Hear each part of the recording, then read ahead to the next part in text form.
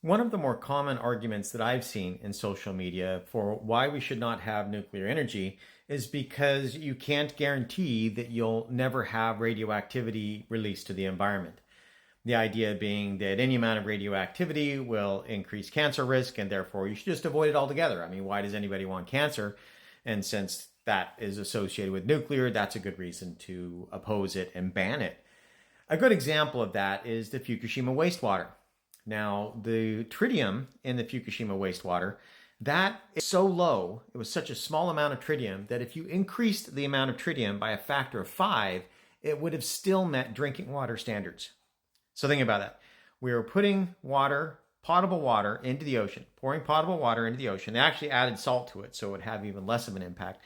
So putting potable water into the ocean, and that terrifies people because it has a trace amount of tritium. Even though all ocean water, all water has tritium in it because it's always been created by spallation in the upper atmosphere. And tritium is ubiquitous, and there was a trace amount that was in that water, but it terrified people because it came from nuclear energy. Not because it was natural, but because this was from a nuclear power plant that made electricity.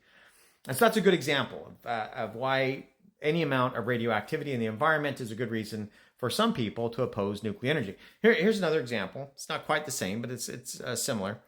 Except we have literally radiation in every single person in this day because of nuclear. We have to get scrap from sunken ships and so forth. Now, this isn't about nuclear energy. That argument was actually about atmospheric nuclear weapons testing. Now, it's true that the nuclear powers, they did do atmospheric weapons testing in the past century. The 500 nuclear detonations, 500 nuclear weapons exploded in the atmosphere, and it created fallout all over the planet, all over the United States, the entire country, and everywhere else. There's fallout from that. It's actually much higher than what we got at the Nevada test site, or the former Nevada test site, just from the atmospheric weapons testing.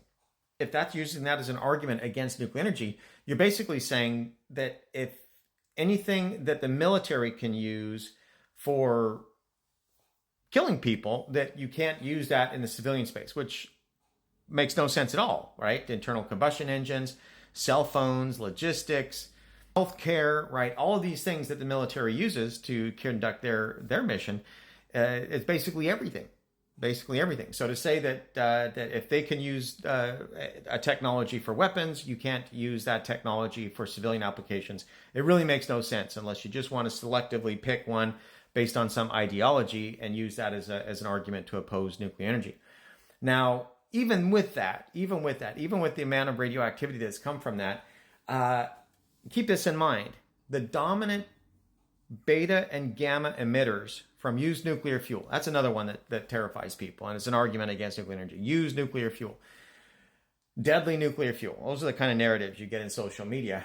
The dominant beta and gamma components from that, after it's been sitting out for a decade or two, is cesium and strontium. That's gamma and beta emitters. And the energy from those is substantially less than the energy from natural potassium. Now, natural potassium is something that's essential to life. You die without it, and you have to have it in your food. It's in all life. Life as we know it, it all has potassium, and it all is radioactive at trace levels.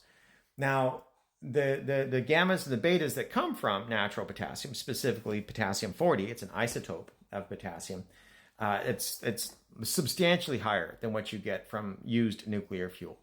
And again, you die without it. You have to have a certain amount in your body to be healthy. You need some it gets concentrated in your cells. And then sodium gets concentrated in the extracellular fluid. But that's what's required for life to work. And the amount of dose that we get from fallout is a small fraction, almost a negligibly small fraction, just from natural potassium, the dose you get from natural potassium. And natural potassium is a small fraction of the dose you get from all natural sources combined. The biggest chunk of natural radioactive dose comes from radon thorium, the air we breathe. It's the air we breathe. It's always been radioactive, and it's always had radon and its decay products in it. And so people get tied up with very small or arbitrarily small doses from nuclear energy and don't realize that that's the way life has always been, always will be, is having radioactive materials in our environment, in our food, in our water, in our body. And a certain amount of a certain kind is healthy. You die without it. Anyway, I hope that was helpful. in some way. I hope everybody learned something, enjoyed the video, and that you all have a great day. Thanks for watching. Bye.